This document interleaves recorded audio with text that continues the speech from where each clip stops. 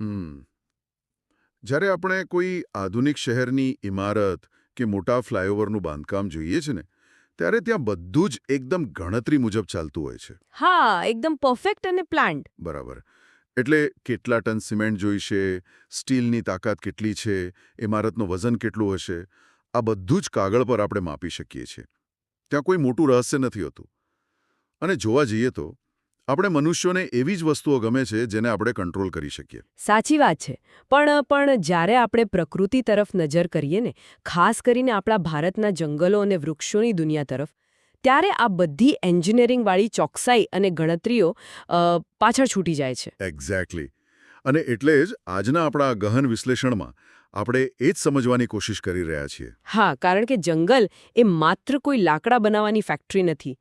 તે એક અત્યંત જટિલ, જીવંત અને સતત બદલાતું તંત્ર છે.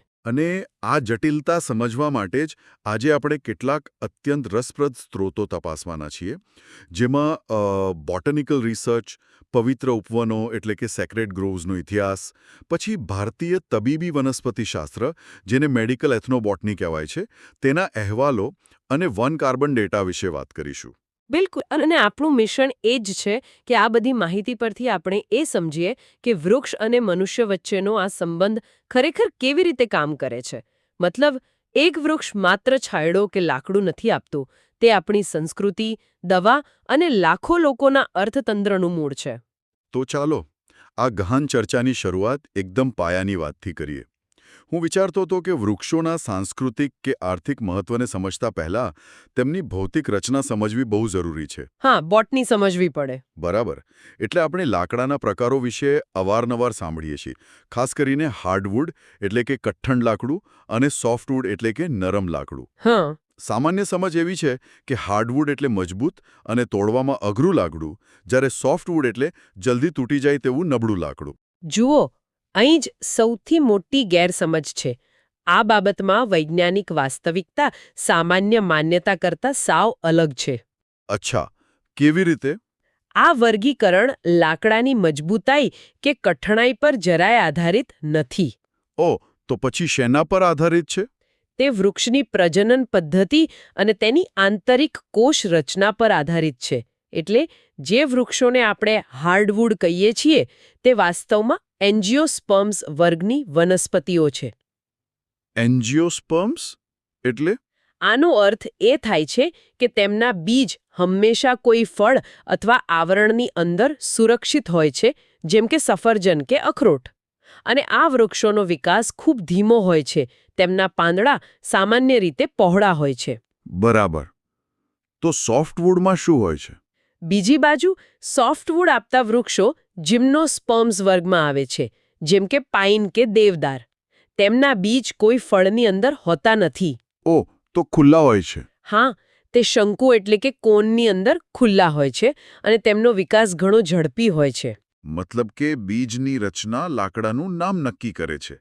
પણ જો આપણે અંદરના માળખાની વાત કરીએ તો આ ધીમા અને ઝડપી વિકાસને કારણે લાકડાની અંદર પાણીના વહનની વ્યવસ્થામાં પણ કોઈ મોટો તફાવત આવતો હશે ને? ચોક્કસ આવે. જો આપણે હાર્ડવુડને માઇક્રોસ્કોપ નીચે જોઈએ ને, તો તેમાં પાણી અને પોષક તત્વોનું વહન કરવા માટે વિશિષ્ટ વાહિનીઓ અથવા મોટા છિદ્રો હોય છે. આ એક અત્યંત જટિલ નેટવર્ક છે. જ્યારે સોફ્ટવુડમાં આવા કોઈ મોટા છિદ્રો કે વાહિનીઓ હોતી નથી. તેમાં માત્ર લાંબા પાતળા કોષો હોય છે, જેને ટ્રેકિડ્સ કહેવાય છે, જે બહુ સરળ રીતે પાણીને સીધું ઉપર લઈ જાય છે. આ સાંભળીને હું આને મારા મગજમાં એક ચિત્ર દ્વારા સમજવાનો પ્રયાસ કરી રહ્યો છું. શું આપણે એવું કહી શકીએ કે હાર્ડવુડની અંદરનું માળખું કોઈ મોટા શહેરના ટ્રાફિક હાઈવે જેવું છે? હા, એકદમ સરસ ઉદાહરણ છે.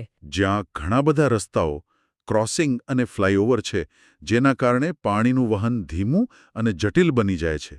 જ્યારે સોફ્ટવુડની રચના ગામડાના કોઈ સીધા, સપાટ રસ્તા જેવી છે, જ્યાં કોઈ સિગ્નલ નથી અને પાણી સીધું જ પસાર થઈ જાય છે. આ તુલના એકદમ દંતદેસ્તી છે. અને કોષોની આ જ જટિલતા જ લાકડાનું ઘનત્વ નક્કી કરે છે. અને ખબર છે, આ જ માળખાને કારણે વનસ્પતિશાસ્ત્રમાં એક બહુ મોટો વિરોધાભાસ જોવા મળે છે. કયો વિરોધાભાસ? દુનિયાનું સૌથી નરમ અને હલકું લાકડું જેને આપણે બાલસા લાકડા તરીકે ઓળખીએ છીએ તે હકીકતમાં જીવવિજ્ઞાનની દ્રષ્ટિએ હાર્ડવુડ છે. અરે, સૌથી હલકું લાકડું હાર્ડવુડ છે એ કેવી રીતે શક્ય છે?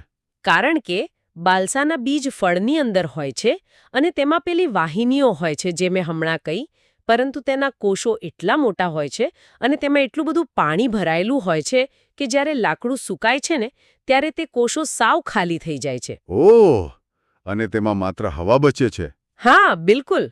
પરિણામે તેનું વજન માત્ર 160 કિલો પ્રતિ ઘન મીટર જેટલું જ રહે છે. એટલે કે નામ હાર્ડવુડ અને કામ સ્પંજ જેવું.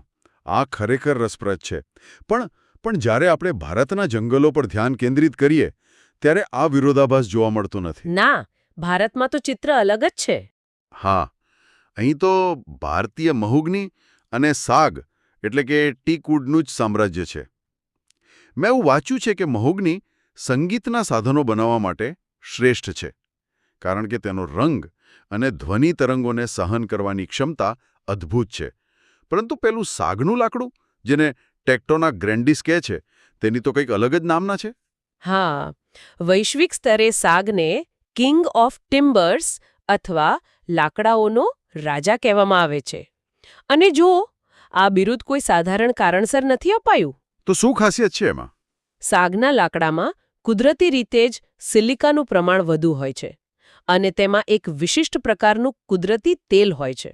આ તેલ તેને ઉધઈ, ફૂગ અને અન્ય જીવાતો માટે અત્યંત ઝેરી અને અણગમતું બનાવે છે. વાહ! એટલે કે કોઈ કેમિકલ ટ્રીટમેન્ટ વગર જ તે પોતાની રક્ષા જાતે કરી શકે છે? હા, અને સૌથી મોટી વાત એ છે કે તે જળ પ્રતિરોધક છે. ભેજવાળા વાતાવરણમાં પણ તે સળતું નથી કે વળતું નથી. સદીઓથી દરિયાઈ જહાજો એટલે કે વહાણો બનાવવા માટે માત્ર ને માત્ર સાગનો જ ઉપયોગ થતો આવ્યો છે. સાચી વાત છે. આજે પણ દુનિયાના ઉચ્ચ કક્ષાના આઉટડોર ફર્નિચર સાગમાંથી જ બને છે. અને એક બીજો આંકડો પણ સાંભળો. તમને જાણીને નવાઈ લાગશે કે વિશ્વભરમાં જેટલા પણ સાગના વાવેતર જંગલો છે તેમાંથી 35% માત્ર ભારતમાં જ છે, જેમાં મધ્યપ્રદેશ અને મહારાષ્ટ્રના જંગલોનો ફાળો સૌથી મોટો છે. ઓહ, 35%? આનો અર્થ એ થયો કે વૃક્ષનો દાયકાઓ લાંબો ધીમો વિકાસ તેને પર્યાવરણના સૌથી આકરા પડકારો સામે ટકી રહેવાની જબરદસ્ત ભૌતિક તાકાત આપે છે. બરાબર છે. હવે મને એક વિચાર એ આવે છે કે જ્યારે પ્રાચીન ભારતના લોકોએ વૃક્ષોની આ અકલ્પનીય તાકાત અને ઉપયોગિતા જોઈ હશે ત્યારે તેમણે શું કર્યું? તેમણે માત્ર કુહાડી લઈને તેને કાપવાનું ન વિચાર્યું. હા, તેમનો અભિગમ અલગ હતો. બિલકુલ. તેના બદલે તેમણે આ ભૌતિક મજબૂતાઈને એક આધ્યાત્મિક અને પૂજનીય દરજ્જો આપી દીધો, જેમ કે આપણું વડનું વૃક્ષ. હા, વડ એ ભારતનું રાષ્ટ્રીય વૃક્ષ છે અને તેની પાછળનું વિજ્ઞાન અને સંસ્કૃતિ બંને સમજવા જેવા છે. વડના વૃક્ષની ખાસિયત તેના વાયવ્ય મૂળ એટલે કે એરિયલ રૂટ્સ છે. હા, જે ડાળીઓમાંથી લટકતા હોય છે. હા, આ મૂળ ડાળીઓમાંથી સીધા જમીન તરફ ઉતરે છે અને ધીમે ધીમે થડ જેવો આકાર લઈ લે છે. સમય જતાં એક જ વૃક્ષ આખા જંગલ જેવું સ્વરૂપ ધારણ કરી લે છે.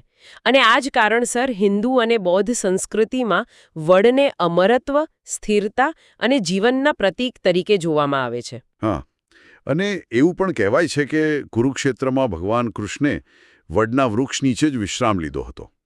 આ તો એક વૃક્ષની વાત થઈ, પરંતુ આ આસ્થાનો વ્યાપક સ્વરૂપ આપણને પવિત્ર ઉપવનો એટલે કે સેક્રેડ ગ્રોવ્સમાં જોવા મળે છે. હા, સેક્રેડ ગ્રોવ્સનો કન્સેપ્ટ બહુ જ અદ્ભુત છે. આપણા ડેટા મુજબ ભારતમાં 1 મિલિયનથી વધુ પવિત્ર જંગલો હોવાનો અંદાજ છે. મતલબ આ માત્ર કોઈ બગીચાઓ નથી, પણ આખાના આખા જંગલ વિસ્તારો છે જે દેવી દેવતાઓના નામે સુરક્ષિત રખાયા છે. સાચી વાત. ઉત્તરાખંડમાં હિમાલયની તળેટીમાં આવેલ દેવભૂમિ વિસ્તારો આનું જીવંત ઉદાહરણ છે. અને રસપ્રદ વાત એ છે કે આ કોઈ સામાન્ય લીલાછમ જંગલો નથી, પણ ઊંચાઈ પર આવેલા આલ્પાઇન મેદાનો અને વિશિષ્ટ ભૌગોલિક વિસ્તારો છે. ઓહ, આલ્પાઇન મેદાનો? એટલે ત્યાંના સ્થાનિક લોકોની માન્યતાઓ શું છે? ત્યાંના લોકો હાટકાલી, કોટગ્યારી દેવી અને મહાકાળી જેવા દેવી દેવતાઓમાં દ્રઢ આસ્થા ધરાવે છે અને આ જંગલોને તેમનું નિવાસસ્થાન માને છે.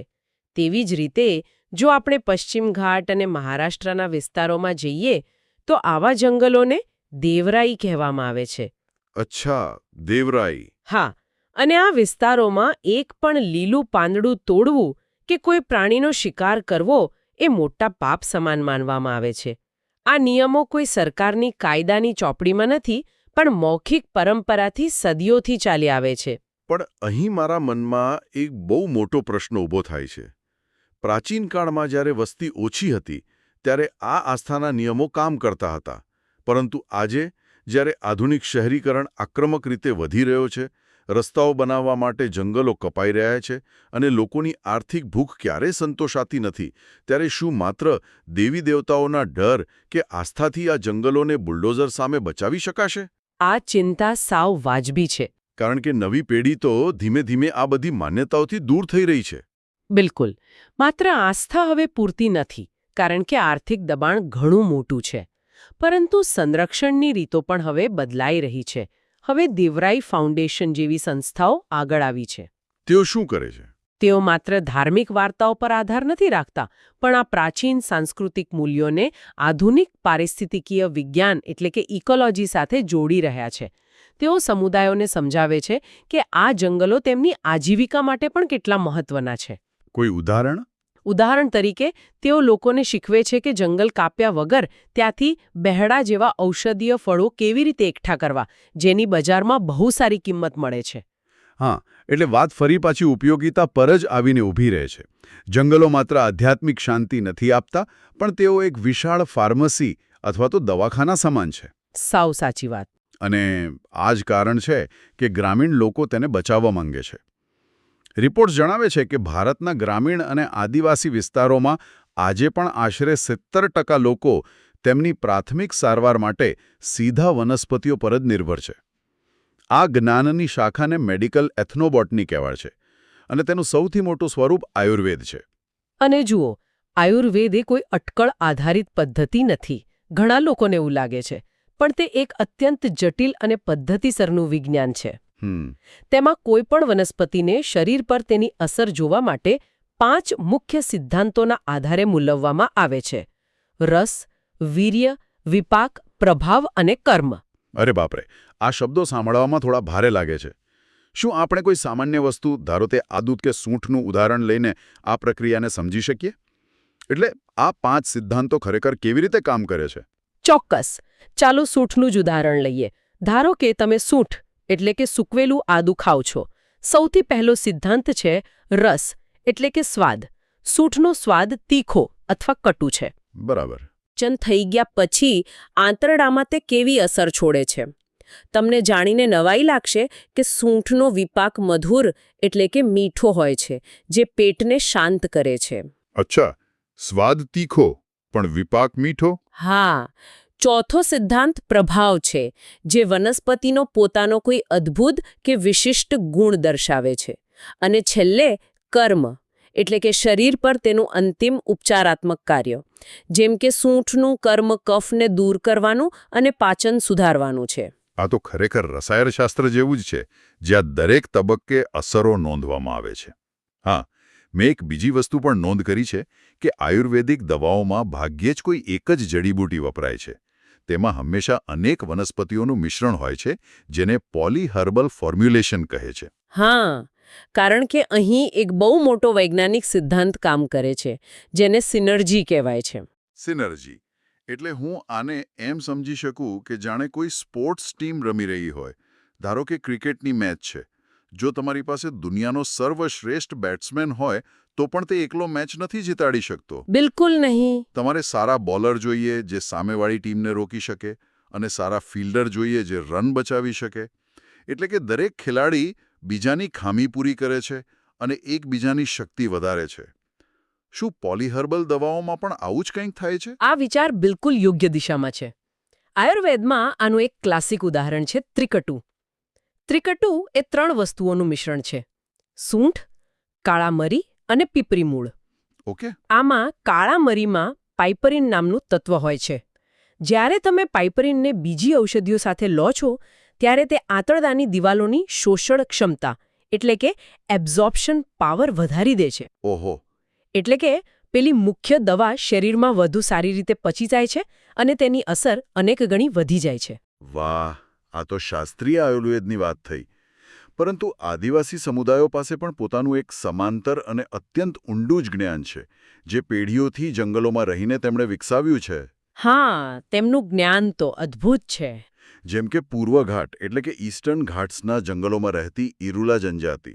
મેં સાંભળ્યું છે કે તેઓ સાપ પકડવામાં માહેર છે અને જ્યારે કોઈને ઝેરી સાપ કરડે છે ત્યારે તેઓ એક વનસ્પતિનો ઉપયોગ કરે છે.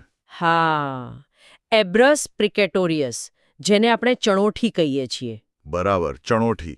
તેઓ તેના મૂળ અને પાંદડાનો ઉપયોગ કરે છે. અથવા ઉત્તર પૂર્વ ભારતના આદિવાસીઓ જુઓ, જ્યાં ધોધમાર વરસાદ પડે છે અને મેલેરિયાનો પ્રકોપ વધુ હોય છે, તેઓ સ્થાનિક વનસ્પતિઓનો જ આશરો લે છે. પણ અહીં એક બહુ મોટી સાવધાની રાખવાની જરૂર છે. કેવી સાવધાની? તમે ચણોઠી એટલે કે એબ્રસની વાત કરી. તેના પાંદડા ભલે દવા તરીકે વપરાતા હોય, પણ તેના લાલ અને કાળા રંગના બીજ અત્યંત ઝેરી હોય છે. તેમાં એબ્રીન નામનું ઝેર હોય છે, જે જો પેટમાં જાય તો માણસનું મૃત્યુ પણ થઈ શકે છે. અરે બાપ રે! આ જ મુદ્દા પર હું આવવા માંગતો હતો. આજકાલ માર્કેટિંગના પ્રભાવ હેઠળ આપણે બધા એવું માની લીધું છે કે જે બોટલ પર નેચરલ કે 100% હર્બલ લખ્યું હોય તે સંપૂર્ણપણે સુરક્ષિત જ હોય. હા, આ બહુ સામાન્ય માન્યતા છે. લોકો વિચારે છે કે હર્બલ દવા છે, જો ફાયદો નહીં કરે તો નુકસાન તો નહીં જ કરે. શું વિજ્ઞાનની દ્રષ્ટિએ આ માન્યતા કેટલી ખતરનાક છે? હું તો કહીશ કે આ અત્યંત ખતરનાક અને જીવલેણ ગેરસમજ છે. હર્બલ દવાઓ આખરે તો જટિલ રસાયણો જ છે ને. ખાસ કરીને જ્યારે કોઈ દર્દી એલોપેથિક એટલે કે આધુનિક દવાઓ લઈ રહ્યો હોય અને સાથે પોતાની જાતે હર્બલ દવાઓ લેવાનું શરૂ કરે, ત્યારે શરીરમાં એક ગંભીર રાસાયણિક યુદ્ધ શરૂ થઈ શકે છે. રાસાયણિક યુદ્ધ? એ કેવી રીતે? આપણા લીવરમાં સાયટોક્રોમ P450, જેને CYP450 કહેવાય છે, નામની એક એન્ઝાઇમ સિસ્ટમ હોય છે. આ એન્ઝાઇમનું કામ શરીરમાં આવતી કોઈપણ દવાનું પાચન કરીને તેને લોહીમાં ભેળવવાનું છે. ઓકે, તો જ્યારે હર્બલ દવા અને આધુનિક દવા બંને એકસાથે આ લીવરના એન્ઝાઇમ પાસે પહોંચે છે ત્યારે શું થાય છે? અહીં જ સૌથી મોટો ખતરો ઊભો થાય છે. કેટલીક હર્બલ દવાઓમાં એવા તત્વો હોય છે જે આ CYP એન્ઝાઇમ સાથે જોડાઈ જાય છે અને તેને બ્લોક કરી દે છે. ઓહ. ધારો કે કોઈ દર્દી ફંગલ ઇન્ફેક્શન માટે કીટોકેનાઝોલ નામની દવા લઈ રહ્યો છે. હવે આ દવાનું પાચન થવું જરૂરી છે, પરંતુ દર્દીએ સાથે એવી કોઈ હર્બલ દવા લીધી જેણે લીવરના એન્ઝાઇમને ધીમા પાડી દીધા. તો પછી પેલી દવા પચશે જ નહીં? એક્ઝેક્ટલી. કીટોકેનાઝોલનું શરીરમાં પાચન નહીં થાય અને તે દવા લોહીમાં એકઠી થવા લાગશે. દવાનું સ્તર એટલું વધી જશે કે તે લીવરને કાયમી નુકસાન પહોંચાડી શકે અથવા દર્દીને ટોક્સિસિટી થઈ શકે. ઓહ, એટલે કે ડૉક્ટરની સલાહ વગર બધું નેચરલ માનીને પ્રયોગો કરવા કેટલા ઘાતક સાબિત થઈ શકે છે. અને બીજી એક સમસ્યા એ છે કે બજારમાં મળતા હર્બલ પાવડરમાં અસલી જડીબુટ્ટી છે કે નહીં તે કઈ રીતે નક્કી કરવું? ઘણીવાર વનસ્પતિના પાંદડા સુકાયા પછી સાવ એક સરખા જ દેખાય છે. હા, તેમાં ભેળસેળ ખૂબ થતી હશે. એટલા માટે જ હવે આધુનિક મેડિકલ એથનોબોટનીમાં ઔષધીય વનસ્પતિઓનું DNA બારકોડિંગ કરવામાં આવે છે. આ ટેકનોલોજીથી લેબમાં વનસ્પતિના જનીન ચકાસી શકાય છે, જેથી 100% ખાતરી થાય કે દર્દીને સાચી દવા જ મળી રહી છે. આ ખરેખર બહુ મોટી ક્રાંતિ છે. જો આપણે આ સમગ્ર ચર્ચાનો અત્યાર સુધીનો સાર કાઢીએ ને, તો એ સ્પષ્ટ છે કે જંગલની કિંમત માત્ર લાકડાના વેચાણ પૂરતી સીમિત નથી. આ પવિત્ર જંગલો અને ઔષધિઓ લાખો લોકોના સ્વાસ્થ્ય અને પર્યાવરણને ટકાવી રાખે છે. હા, સાફ વાત છે. પણ સ્વાસ્થ્યથી આગળ વધીને જ્યારે આપણે વાસ્તવિક દુનિયાની વાત કરીએ ત્યારે અર્થતંત્ર એટલે કે પૈસાની વાત તો આવવાની જ. આ જંગલોમાંથી જે વસ્તુઓ મળે છે તેને આપણે માઇનોર ફોરેસ્ટ પ્રોડ્યુસ એટલે કે MFP અથવા ગૌણ વન પેદાશો કહીએ છીએ. હા, અને આ ગૌણ વન પેદાશો ભારતના ગ્રામીણ અર્થતંત્રનો એક એવો હિસ્સો છે જેની બહુ ઓછી ચર્ચા થઈ છે. પરંતુ તે આશરે 27.5 કરોડ ગ્રામીણ લોકો અને ખાસ કરીને આદિવાસી મહિલાઓની આજીવિકા ચલાવે છે. લાકડા સિવાય જંગલમાંથી જે કંઈ પણ મળે છે તે બધું MFPમાં આવે છે. જેમ કે મધ્ય ભારત અને ગુજરાતના જંગલોમાં થતા મહુડાના ફૂલ. મેં વાંચ્યું છે કે મહુડાના ફૂલ એ માત્ર દેશી દારૂ બનાવવા પૂરતા સીમિત નથી, પણ દુકાળના સમયે તે આદિવાસીઓ માટે ખોરાકનો બહુ મોટો સ્ત્રોત બને છે અને તેમાં ઔષધીય ગુણો પણ છે. હા, અને આ ઉપરાંત બીડી બનાવવા માટે વપરાતા ટીમરૂના પાન, વાંસ, જંગલી મધ અને લાખ. બરાબર. પણ વાત જાણે એમ છે કે વર્ષો સુધી આ વ્યવસ્થામાં આદિવાસીઓનું ભયંકર શોષણ થયું છે. તેઓ જંગલમાંથી મહેનત કરીને આ પેદાશો લાવતા અને વચેટિયાઓ તેમને સાવ નજીવા ભાવે ખરીદીને બજારમાં મોટો નફો કમાતા. હા, આ તો વર્ષો જૂની સમસ્યા છે. પણ હવે આ અન્યાયને રોકવા માટે સરકારે વન ધન યોજના અને TRIFF મારફતે એક મહત્વનો નિર્ણય લીધો છે. તેમણે આ ગૌણ વન પેદાશો માટે લઘુત્તમ ટેકાના ભાવ એટલે કે MSP નક્કી કર્યા છે. અચ્છા, MSP જંગલની પેદાશો માટે પણ છે? હા, આનો સીધો અર્થ એ કે હવે કોઈ વચેટીઓ તેમને છેતરી નહીં શકે અને તેમની મહેનતનું સીધું વળતર તેમના હાથમાં આવશે. આ યોજના સાંભળવામાં આદિવાસી સશક્તિકરણ માટે બહુ જ ઉત્તમ લાગે છે. પણ અહીં મને બહુ મોટો અને ગંભીર ભય દેખાઈ રહ્યો છે. કયો ભય? જો તમે જંગલની પેદાશો માટે ચોક્કસ ભાવ નક્કી કરી દેશો અને તેમાંથી સારી એવી કમાણી થવા લાગશે તો માનવ સ્વભાવની લાલચ જાગશે. લોકો વધુ પૈસા કમાવા માટે જંગલમાંથી બધું જ સાફ કરી દે છે. શું વ્યાપારીકરણ અને જંગલનું સંરક્ષણ ક્યારે એકસાથે ચાલી શકે? શું આનાથી ઓવરહાર્વેસ્ટિંગ નહીં વધે? તમારી વાત એકદમ સાચી છે. આ એક અત્યંત સચોટ અને કઠોર વાસ્તવિકતા છે. જ્યારે આર્થિક લાભ દેખાય ને ત્યારે જંગલનો વિનાશ થવાનું જોખમ સૌથી વધુ હોય છે. તો આનો કોઈ ઉકેલ છે? હા, આ સંઘર્ષને ઉકેલવા માટે દુનિયાભરના વૈજ્ઞાનિકો અને નીતિ નિર્માતાઓ એક મોડલ પર કામ કરી રહ્યા છે, જેને ટ્રાયડ મોડલ કહેવાય છે. ઓકે, આ ટ્રાયડ મોડલ વ્યવહારમાં કેવી રીતે લાગુ પડે છે અને શું ખરેખર તે આ લાલચને રોકી શકે છે? જુઓ, આ મોડલ વિશાળ જંગલ વિસ્તારને 3 સ્પષ્ટ ભાગમાં વહેંચે છે. Core conservation. આ એવો વિસ્તાર છે જ્યાં કોઈ પણ માણસને કોઈ પણ પ્રકારની પેદાશ લેવા માટે પ્રવેશવાની મંજૂરી નથી હોતી. તે માત્ર ને માત્ર વન્યજીવો અને જૈવ વિવિધતા માટે છે. બરાબર. અને બીજો ભાગ? બીજો ભાગ છે મર્યાદિત ઉપયોગવાળા જંગલો, જ્યાં આદિવાસી સમુદાયો પોતાની પરંપરાગત અને ટકાઉ પદ્ધતિથી માત્ર ગૌણ પેદાશો જેમ કે મધ કે પાંદડા એકઠા કરી શકે છે, પણ વૃક્ષો કાપી શકતા નથી. અને ત્રીજો ભાગ કયો છે? ત્રીજો ભાગ છે વ્યાપારી વાવેતર એટલે કે ઇન્ટેન્સિવ પ્લાન્ટેશન. આ એવા વિસ્તારો છે જ્યાં ઉદ્યોગોની અને કાગળ કે ફર્નિચરની માંગ પૂરી કરવા માટે માત્ર ઝડપથી ઉગતા વૃક્ષો જ વાવવામાં આવે છે. ઓહ, એટલે કે અલગથી ખેતી જ કરવાની? હા, આનો હેતુ એ છે કે ઉદ્યોગોની ભૂખ આ ત્રીજા ભાગમાંથી જ સંતોષાઈ જાય અને તેઓ પહેલા અને બીજા ભાગના કુદરતી જંગલો તરફ નજર ન નાખે. જો કે ભારતમાં જમીન અધિકારો અને વસ્તીના દબાણને કારણે આ મોડેલનો અમલ કરવો અત્યંત કઠિન છે, પરંતુ લાંબા ગાળે આ જ એકમાત્ર વૈજ્ઞાનિક રસ્તો છે. હા, આ સંતુલન સાધવું એ ખરેખર દોરડા પર ચાલવા જેવું છે. અને જ્યારે જંગલોના સંરક્ષણની વાત ચાલી રહી છે ત્યારે આપણે આજના સમયની સૌથી મોટી કટોકટી ગ્લોબલ વોર્મિંગને તો ભૂલી જ ન શકીએ. આપણે જાણીએ છીએ કે જંગલો આપણા ગ્રહના ફેફસા છે.